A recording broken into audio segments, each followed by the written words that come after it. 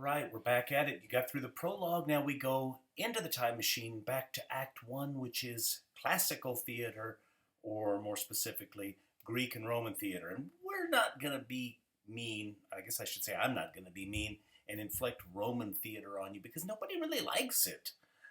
But Greek theater, man, people like. It still works pretty well in the theater today.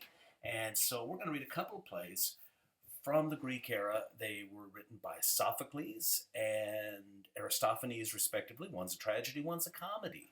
Now, one of the things we need to get out of our minds is the idea that the Greeks were a bunch of people walking around in togas with white columns that looked like the U.S. Capitol, and we're all saying, "We are somber and serene, and everything is tranquil."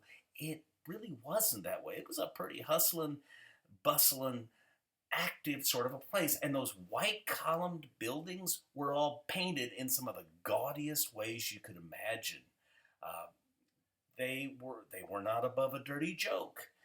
They were not above poking fun or really ridiculing people in authority or people not in authority. So some of the things that would get people in trouble today were getting people in trouble back then. Some of the things that made people angry back then are the same things that still make people angry today. Some of the themes that they wrote about, themes like vengeance and war and sort of intellectual snobbery and ambition, things like that. Those were the things that the Greeks were into. Why? Well, because they're kind of universal things. They're things that seem to play out in a free society pretty much in any age. So that's why we're reading Antigone by Sophocles and then Lysistrata by Aristophanes. Two male writers, two female protagonists.